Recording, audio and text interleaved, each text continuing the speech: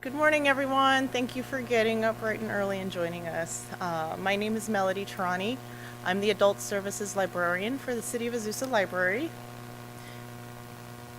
And my name is Jasmine Cardona Byrne. I'm a social worker, community resource specialist at the Azusa City Library. I'm also an adjunct instructor and counselor with Mount San Antonio College. And I'm a board member at Parents Place Family Resource Center for parents who have children with special needs. Lastly, I'm a sibling of a young adult with learning disabilities. So this morning we're going to give you an overview of how we developed the I CAN program at Azusa City Library. It's a program designed to engage and serve adults with developmental disabilities. And before we get started, I just wanted to briefly survey the room. How many of you already have programs or services at your organization for adults with developmental disabilities? Okay, awesome. And how many of you are looking to get started? Okay, wonderful. And finally, how many of you are left-handed? Okay, they were up partying last night. So I'm left-handed, and about 11% of the population is a lefty, and it's not too uncommon to meet one. And just for comparison, I wanted to let you know that recent data from the CDC also shows that about 11% of the population in California also has a developmental or cognitive disability. And over the years, that population, or the number, has risen. 1 in 68 children have an autism spectrum disorder diagnosis compared to 2012, 1 in 88 had an autism spectrum disorder diagnosis, according to the CDC. According to the National Organization on Disability, nearly 57 million Americans cope with special needs and the rising associated expenses. And over 75% of adults with special needs are without employment. And households containing at least one family member with a disability are in the highest poverty rate.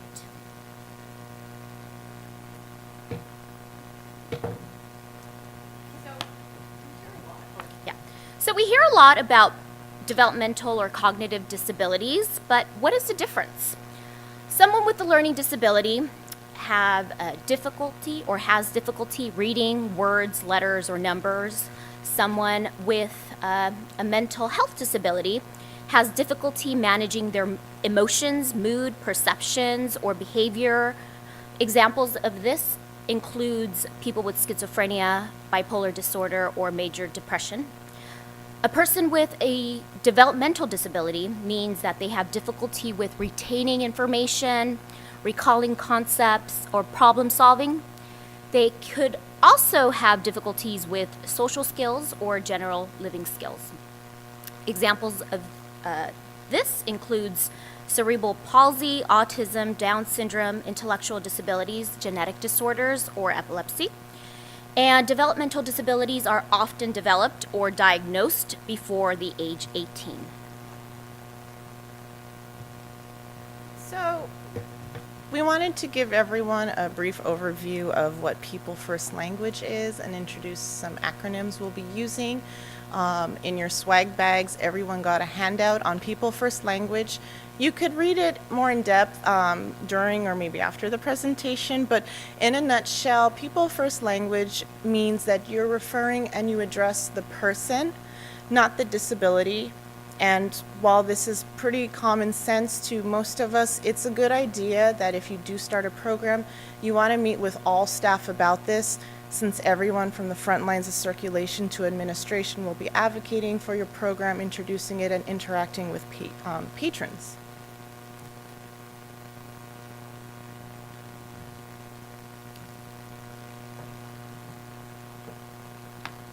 Okay. And I don't know if, I was just curious, has anybody heard of People First Language? Okay, we won't go more into it then. So, goals for today. I want to keep it pretty simple. I just want to give everyone an understanding of what one type of inclusive programming like this can look like, how we develop the topics, how we got started, and I want to give you a foundational understanding of the partners that we reached out to and kind of organize all of that information. There are a lot of services out there, and when I started, it was a bit overwhelming. So I hope that organizing it and presenting it would just give you a bit more confidence going out there and getting started. Also, I want to introduce the idea of inclusive volunteer work and possibly having an internship program at the library to benefit adults with disabilities, AWDDs. That was the acronym we're going to use.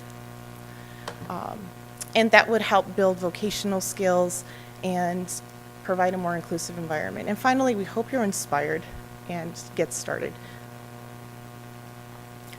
I included our mission statement here just for the purposes of scope.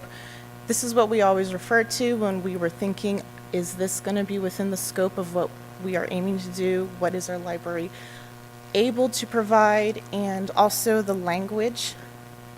A lot of us talk about lifelong learning, diversity, cultural sensitivity, and you'll find that a lot of other nonprofits and community partners have similar goals. So your mission statement, while it's not completely the same, they do intersect at some points, and that might be worth collaborating on. So how did we get started? The need identification for this at the Azusa Library began last summer. It was mostly with observations on the reference desk. Noticed that a lot of our day programs, they were coming in without much activity, and I wasn't quite understanding why. What were their goals for coming in the library? Did they have any instructional goals? Were they here for information? What was their purpose for visiting us? So after that, we started reaching out and chatting with the adults themselves, with the coaches. The most we would see them do is maybe peruse the magazines, but it was really just quiet time on the desk. So we thought, is there something that we can do or make available or make them aware of? A lot of the parents that I met at community engagements, outreach, festivals, they were sharing, I would suppose, their thoughts of the library, and a lot of them didn't know about the services we already have. We had feedback forms. I would do surveys at our other adult programs. A lot of the feedback was open-ended, so we discovered that parents were either not aware of the services already ongoing at our library and other libraries, or they had suggestions like, this is great, but I would like to see something for my adult child. He has a learning disability, or our young children. So that was really helpful, and from there we tried to gather more information. So you would reach out. I like to go out and find experts in the community because I did not have a background working with this population before we got started. Luckily, we had a community resource specialist. After the presentation, if you're curious, I can share what that is, at our library, and she's had 12 years of working with this population. She also teaches at a local community college and has developed topics and programming for adults with developmental disabilities. So for us, this was a huge advantage. We started the dialogue with this wonderful person, and that is Jasmine. So together we were able to collaborate and start developing topics, appropriate topics, something that all adults will be interested in doing, but was at an appropriate time, and the marketing was more appropriate for this population.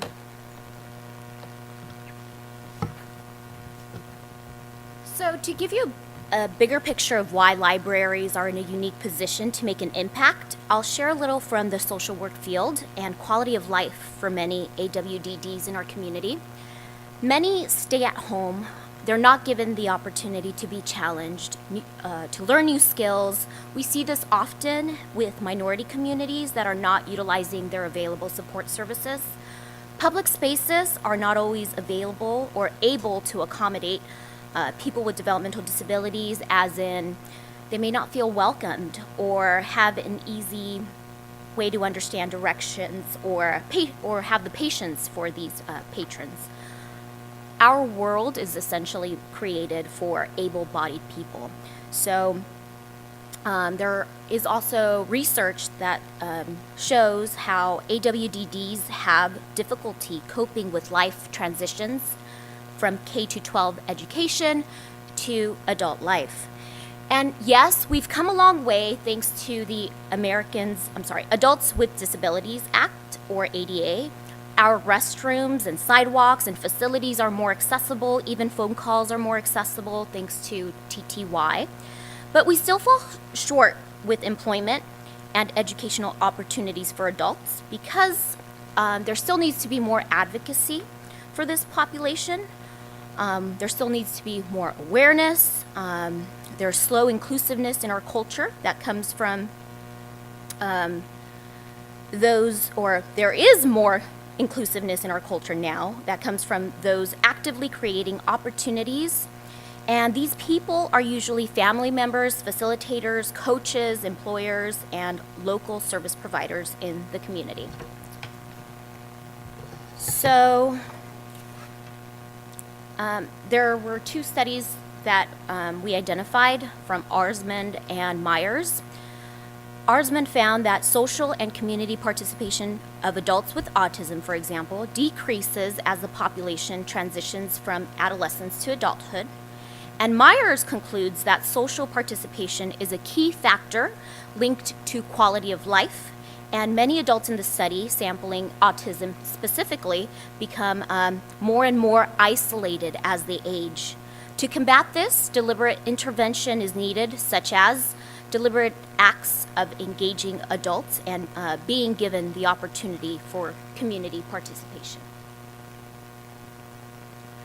What was really interesting about the Myers study is he concluded that this should be a priority for those that have contact with the AWDD population. So traditionally, we know that means it's their parents, it's their service providers, it's the day programs, but he also identifies a unique opportunity.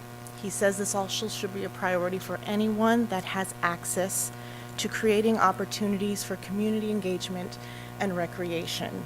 So these articles are from the social work field, and I just thought it was interesting because we were looking in the ILS field and we were looking for where's our unique position to work with this population.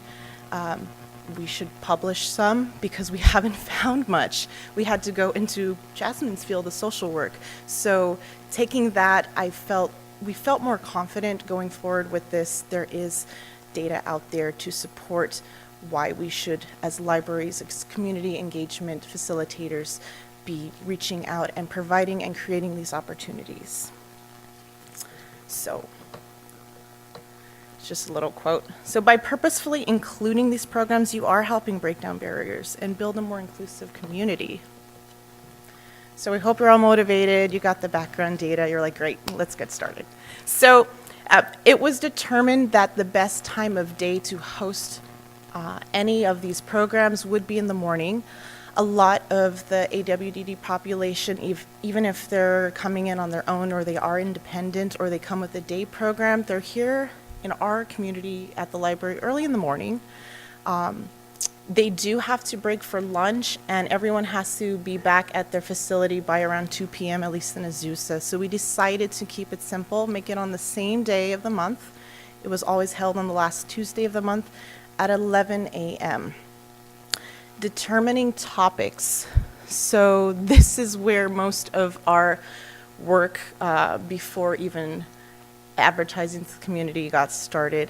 We wanted to use best practices, and we discussed a lot of people-first language and person-centered thinking and person-centered planning. And in a nutshell, person-centered planning is focusing on the individual's goals, abilities, and their available resources rather than taking, for example, everyone in here, assuming you all have the same abilities, putting you in a group, and having you all do the same thing. So with that, we were going to try to develop something using people-centered planning while also incorporating the lifelong learning aspect and providing new interests and skills. And I will tell you this, it's very difficult to incorporate people-centered planning when you're planning for a group that has a wide range of abilities. Luckily, we are not those individual coaches or service providers, and that doesn't mean you cannot take the feedback and the conversations you've already had with the adults into consideration when you do plan. So with this in mind, we were able to develop some beneficial topics that were interesting, but also promoted that quality of life factor, the social engagement and participation to create a sense of belonging. And we'll show you what those topics are in the next slide. I just want to get to the item at the bottom. Do you feel qualified to lead these topics? Or do you feel comfortable to lead these topics? Maybe not everybody has a social worker in their library. So that was, I'm just going to be very frank, my concern in the beginning. I'm a librarian. I have a library background, and I had not worked with this population before. But it was apparent that we need to get started. So the short answer is yes. A lot of librarians already work with, let's say, homebound seniors. And maybe when you started, you were not so much aware of their needs or how to best conduct the programming. So you can do these on your own. You can reach out into the community and consult with the facilitator if you'd like. We'll recommend some places you can do that. Or you can probably consult with some local community colleges. The educators there are very passionate and willing to provide insights and maybe a little bit of reassurance if you're not sure how to get started. So we started with monthly programming topics centered around physical wellness and mental wellness. The topics included painting, gardening, movement, dance, music, work and career interests, and we are working on an interacting with authorities program. We will be partnering with our local police department as we see this as a great need for our police to understand the needs of AWDDs, and our AWDDs need to know how to interact with authorities. Do these look familiar? A lot of us already can do these programs.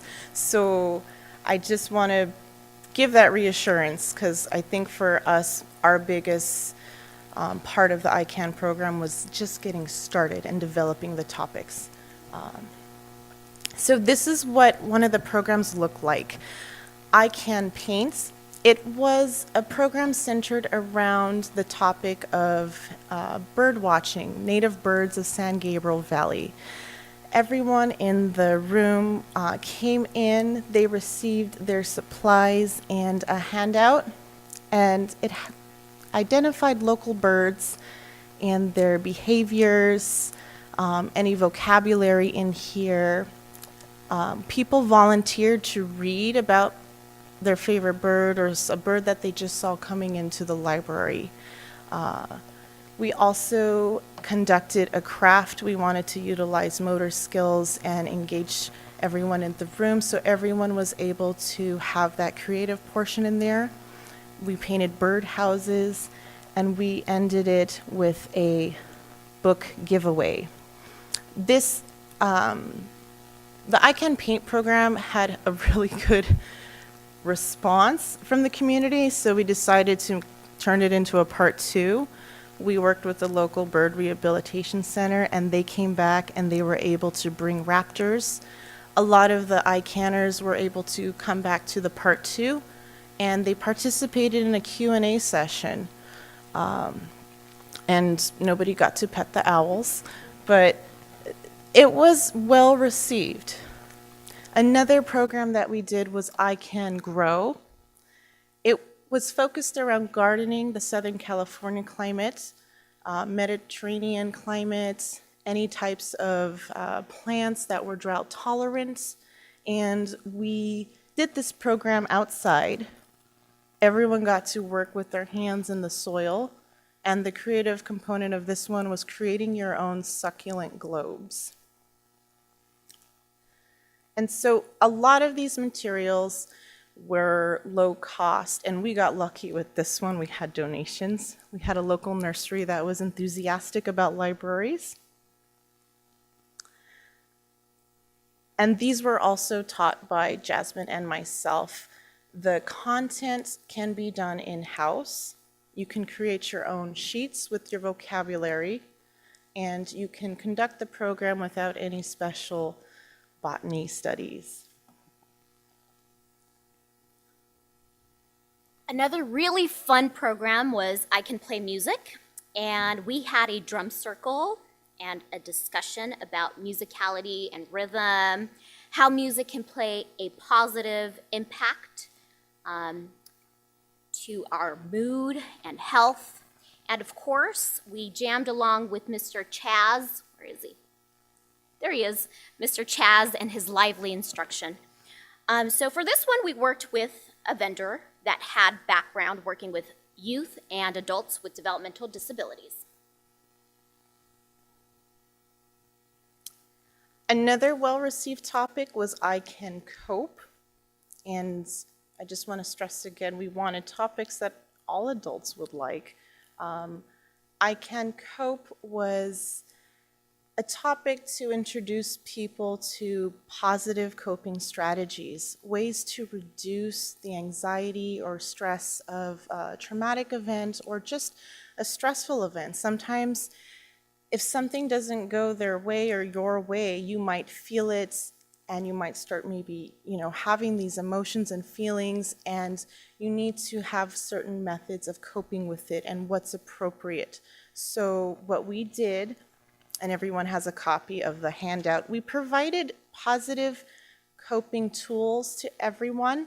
And this is the handout that we worked with. And we discussed the how, the why, and the when of employing such tools, and engaged everyone to share what helps them when they're feeling stressed or upset. So they selected the coping tools, and they created a coping box that they decorated to their liking, and they put the tools in their box. And it would be available to them whenever they needed help or they needed to reach in their coping toolkit and pull out a strategy to help them.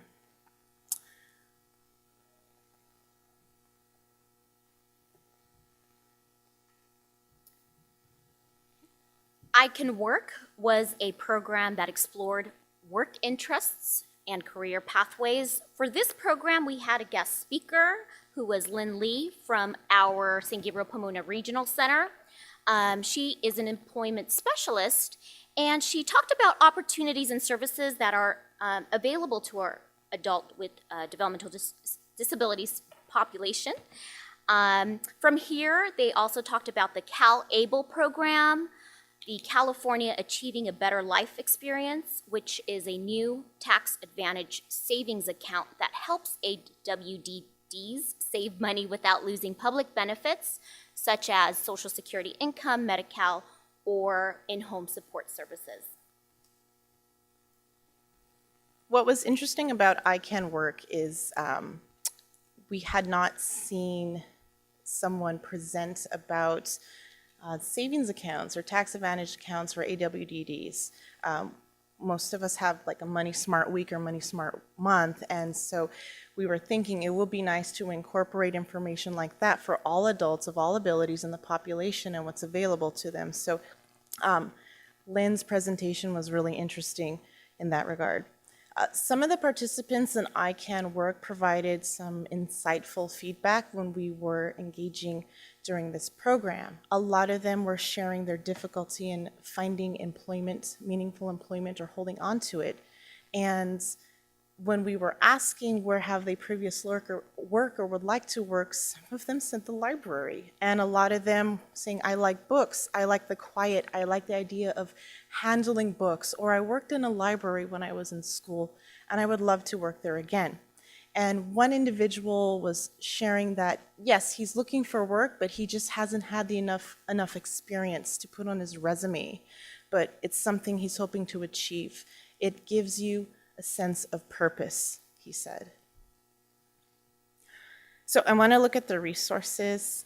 Maybe you're wondering how much is this going to cost and how much time is this going to take away from all the other wonderful things that you're doing. So you don't necessarily have to start with outside funding. You can just, well, we were intending to just utilize everything that was already in-house and work with our current adult services budget. An opportunity did arise for a local grant with Cal Mesa, and that helped shape some of our topics around mental health and well-being for all adult programs. That's why you'll notice some of them were gardening, stress relief, painting, the creativity of art.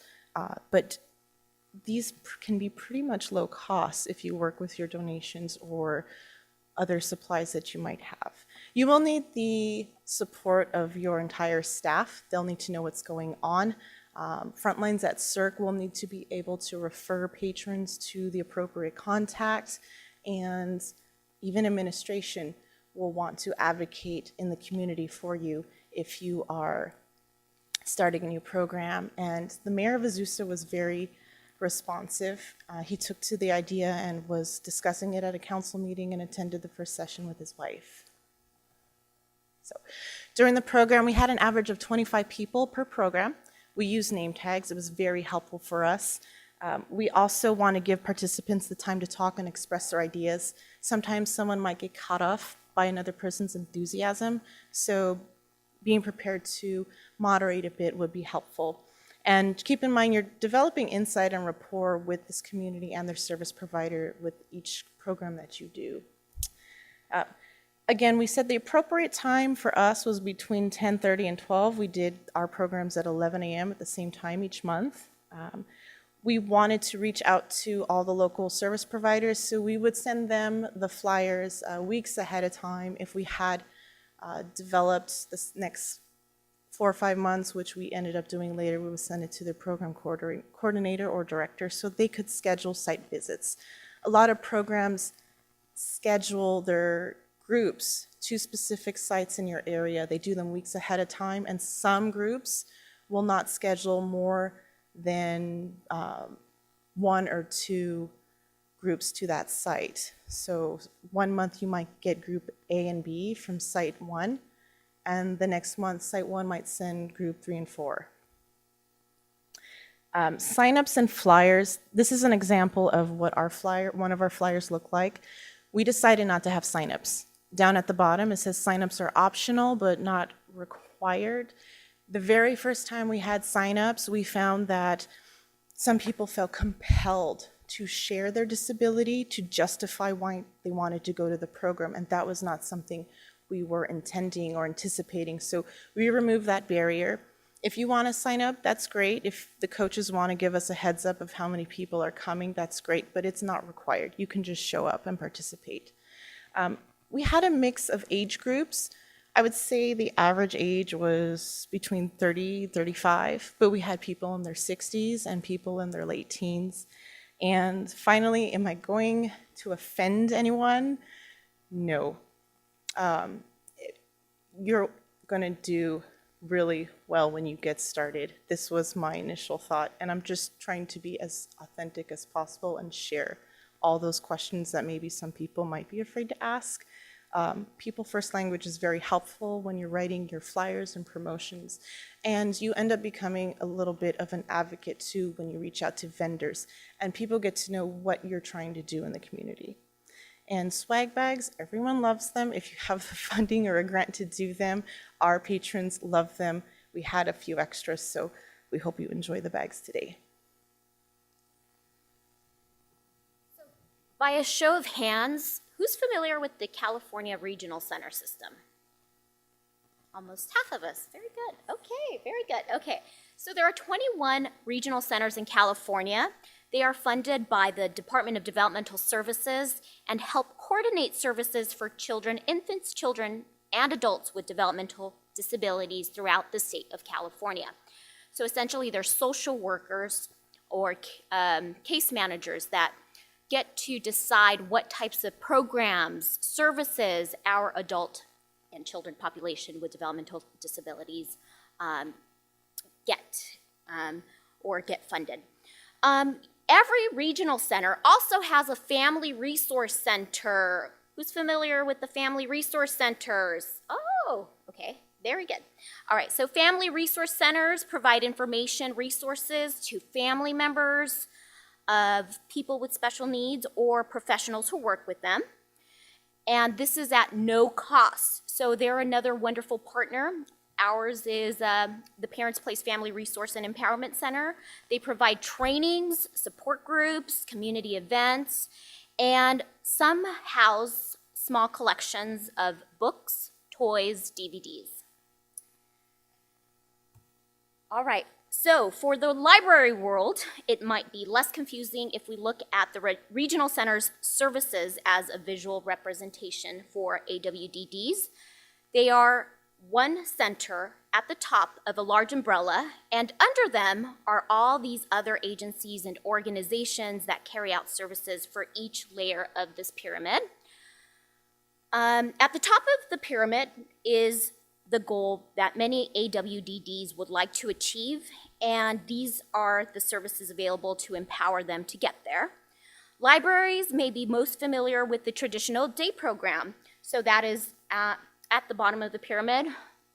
Sometimes you see groups of 3 individuals with their coach that go to the library, and their programs are usually between 8 a.m. To 2 p.m. Then we have the tailored day program, which is a one-on-one program for 10 hours a week. There's the work-focused day program, community integrated program, which is flexible, 30 hours a week. And we have the paid internship program, which Melody will touch on a little bit later. So you notice that as the service moves up in the pyramid, the adult has more and more autonomy and becomes more integrated into the community, hopefully achieving employment, should they want to, for financial independence. And as one patron said, find a sense of purpose. They are learning how to advocate for themselves and determine their own path. We also worked with the California Transition Program. Who's familiar with the California Transition Program? One person, very good, 2 people, okay. So this program is for adults with developmental disabilities between the ages of 18 to 22, and this is funded through the Department of Education. And this includes assistance with independent living skills in a classroom environment. So aside from day programs, visiting libraries, transition programs might be frequent visitors already in your stacks. We also have community colleges. Like I shared with you earlier, I work with Mount San Antonio College. Inside your swag bag, you'll find the Impact Mountee newsletter. So this is a non-credit program for adults with developmental disabilities that focuses on independent living skills, mobility training, physical health and safety, advocacy skills, college to career, and technology training. Again, this is a non-credit program. Our local college next to the library is Citrus College, but they do not provide this type of service there. Otherwise, we would have reached out to them to hopefully coordinate we would have reached out to them so that they could be one of the sites where they could facilitate these type of courses at the library. But Mount San Antonio College does not serve the city of Azusa, or they do serve the city of Azusa, but they couldn't make the library one of the sites. We also have Pasadena City College that offer these services, and Melody will share the community internship program. But if your local community college is within your district, you might want to get in touch with them. They would help with topical development. You might even be able to be a site where they offer these free courses. So the community internship development, as of 2016, there's now funding for AWDDs through their regional center partners to have a paid internship to develop those vocational skills. They have a cap of $10,400 annually per intern, and it would not be facilitated through the library. All the financials are done through the regional center's partners. What you would do is work with the intern to develop the length of the internship and number of hours. You would also be able to work with the regional center to disseminate that internship opportunity. They will send it to their service providers within your community for recruitment, and you have the option of having the regional center be the hub for recruitment, or they can apply directly with you at the library. Another great feature about this, besides AWDDs being able to receive that vocational training at a site they want to work at and be paid for it, is that they also have on-the-job assistance. A job coach will be with them during the internship at the library and provide them assistance and any help that the employer or the library is not traditionally able to provide. This is a wonderful opportunity that was introduced to us when we got in contact with our local regional center. I also want to introduce volunteering. As Jasmine mentioned, the transition program, it's the workability program. Adults are finishing their secondary education. They're between the ages of 18 and 22. And they are also able to develop those vocational skills by volunteering at the library. We have several volunteers at the library through the workability program, and they are being paid for it through their workability. You can make it or tailor the volunteer work or internship to the interests of the individual. So if you want them to help out with a program, maybe help out with your ICANN program or what you end up calling it, they can be a liaison, they can help with the engagement, they can probably help with book displays. It's up to the individual, their interest and their ability, and what you're able to provide them. I want to talk about the collection. I don't know who here is also on the reference desk for so many hours a day. Wonderful.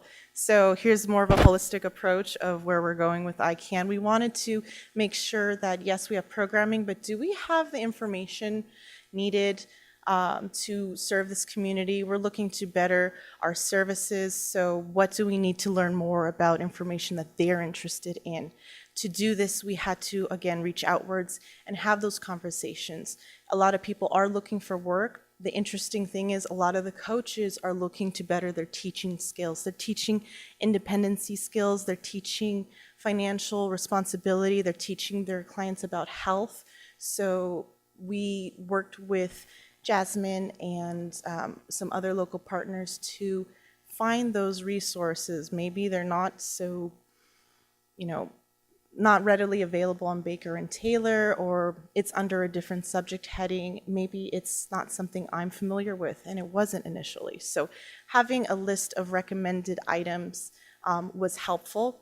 We put them at the front where the reference desk is, so they were easily accessible. So when coaches come in, we were making them aware of information that we had. They didn't have to go on Google and struggle trying to find opportunities or trying to Google, how do I better teach this? There was authoritative information already ready for them. There's worksheets that they could copy. So that was very helpful. Key personnel, as with any program, you're going to identify who's going to get this started, who's going to be doing the research, the outreach, and really start the advocacy for this. Identifying other agencies for specialized consulting and partnerships. We are lucky that Jasmine is working with us, but again, you may not have a community resource specialist or a social worker on hand. Contact your local community colleges. The teachers are very passionate advocates. You can contact service providers, you can contact the regional center. You can just reach outwards and start those collaborations. You will be filled with motivation and ideas to get started. And staff training, we started with the people first language. It's important that everyone is on the same page with their interaction with AWDDs. So that was something that we had for all levels of staff at the library.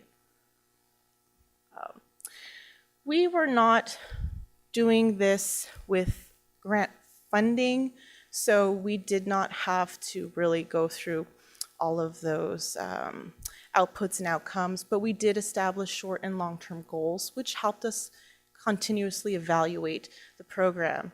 So we wanted basically to increase the number of people with all abilities utilizing the library, and that included, yes, programs, but also access to information. Pursue lifelong learning. We wanted people to be able to receive links to other services in our community that maybe they were not aware of before.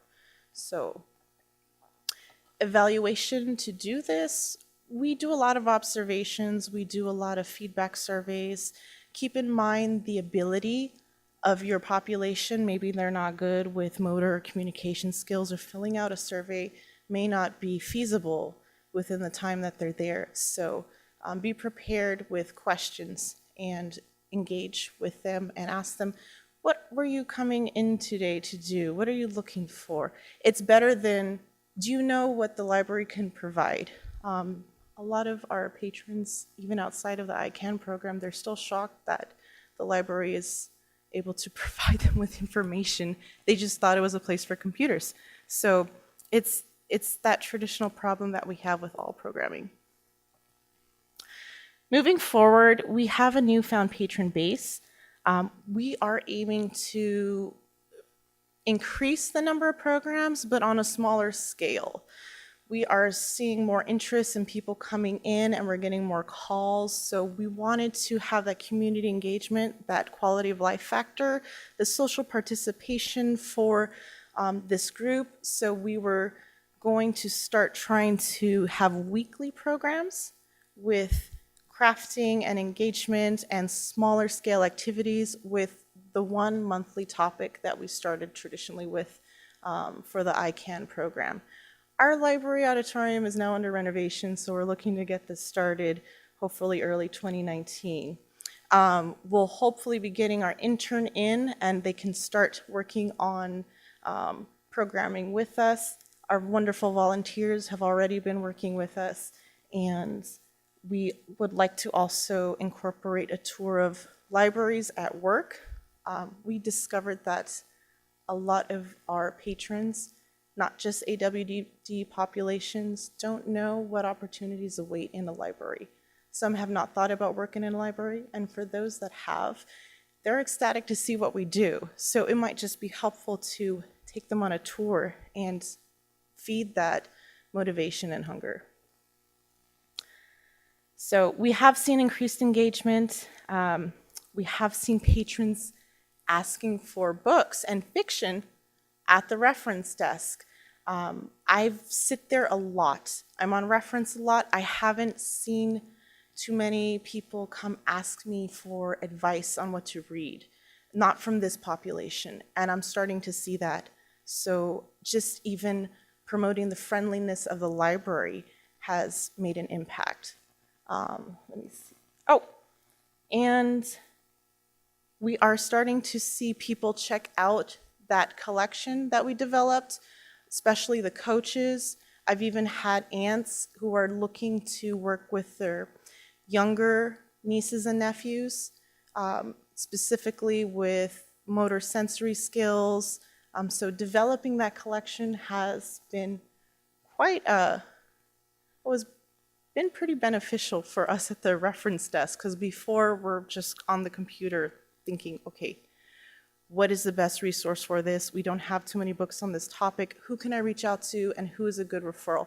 So now we have some of that in-house, and we're more aware of the participants, local organizations, and services in our community. And finally, you are serving a previously underserved population. So we hope that whatever you decide to do, you are creating an opportunity. So we hope you embrace it and move forward with it. Thank you.